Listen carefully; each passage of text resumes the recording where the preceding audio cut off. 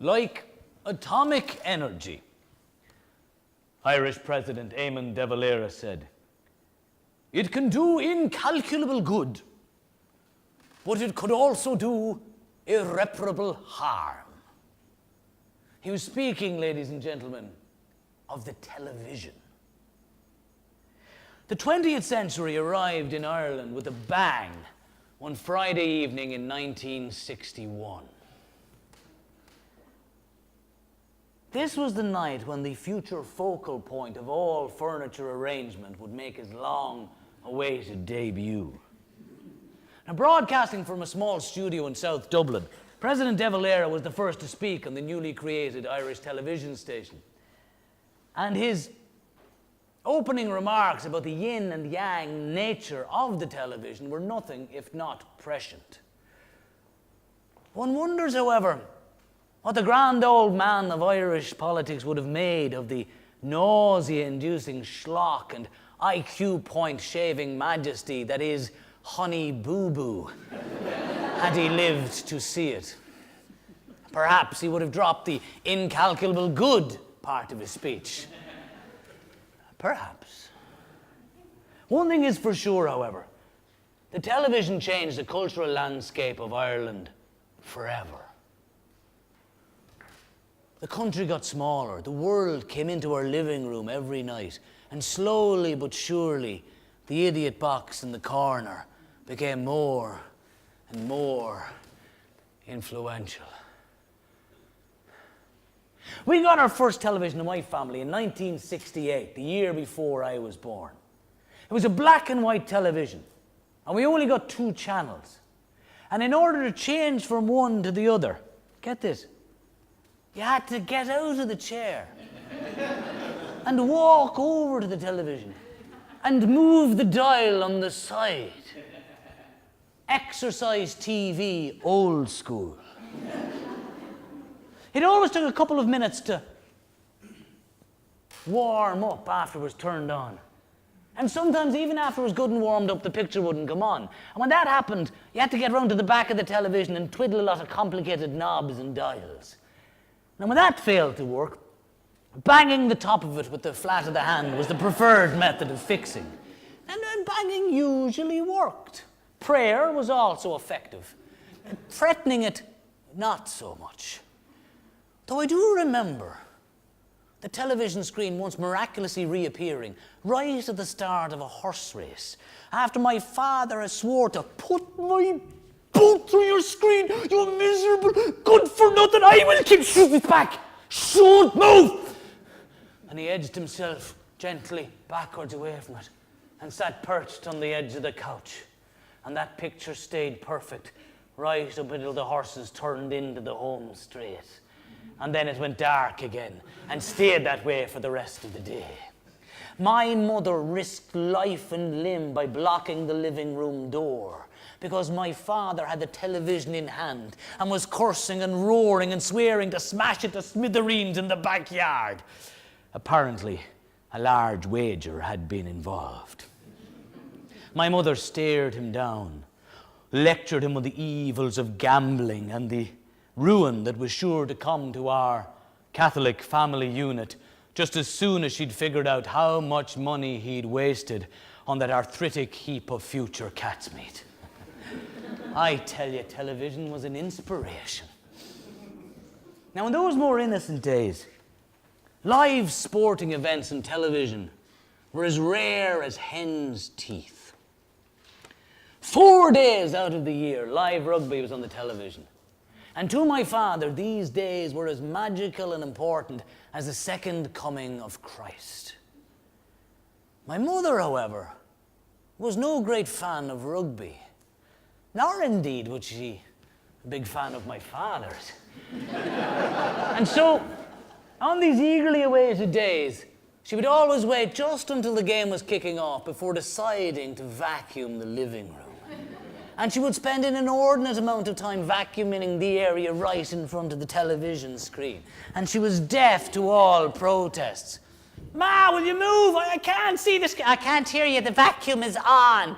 Ma, will you? The vacuum is on. There's nothing I can do about it right now. My father would be eating cigarettes, murdering nicotine, pacing back and forth, blood boiling.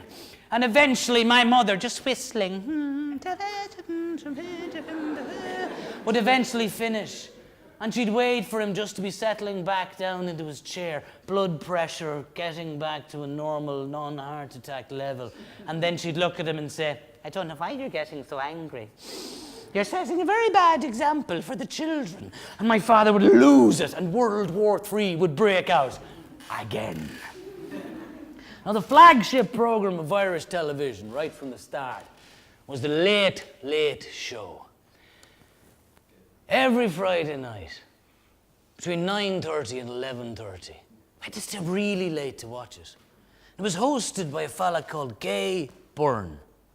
Now, only in a country that so emphatically denied even the possible existence of homosexuality could you ignore the glorious irony of that name, Gay Byrne. The show, wildly controversial by Irish standards, focused on the hot-button social and political issues of the time. Once, when there was a discussion about whether women should have outside careers and work outside the home, a leading Irish politician stood up and announced that he was fervently against the motion, because if them women are out working, who's going to cook my dinner? Touché civil rights, touché. The show was regularly condemned from the pulpit, most notably by the Archbishop of Dublin, John McQuaid. McQuaid, who was to women's rights as the club was to baby seals, regularly thundered about the morally corrupting nature of the programme and the damage it was doing to Catholic Ireland.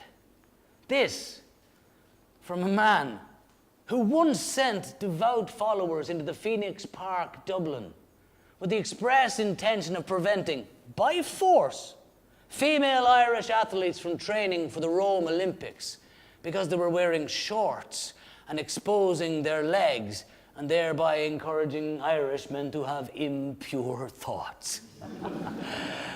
You'd miss the good old days.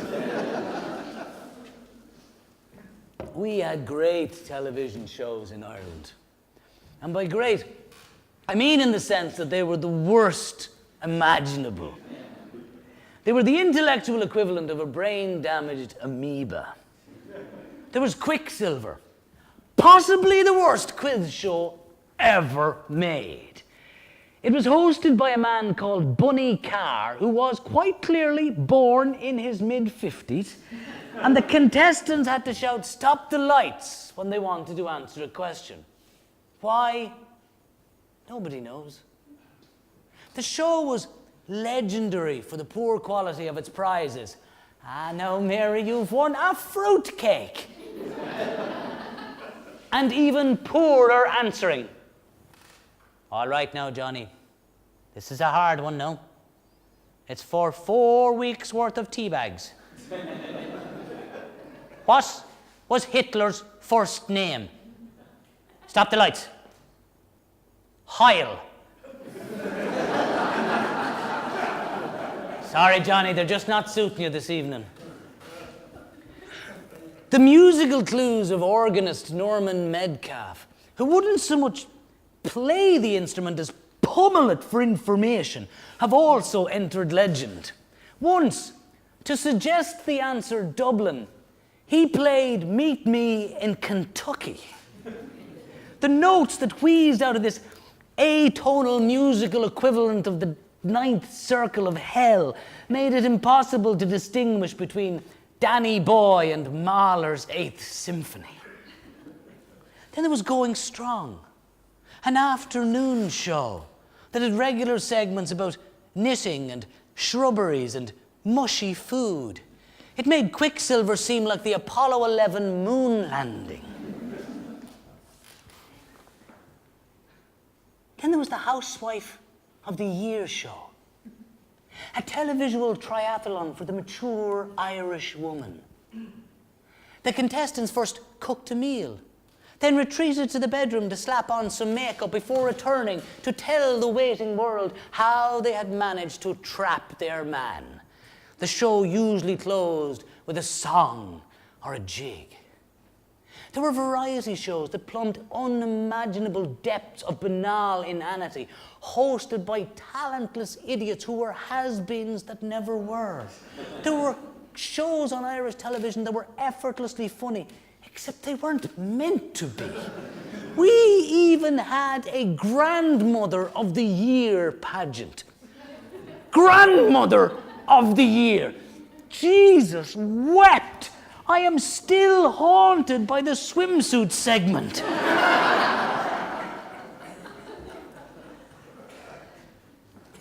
Sometime in the late 1970s, my parents went all out and bought a colour television.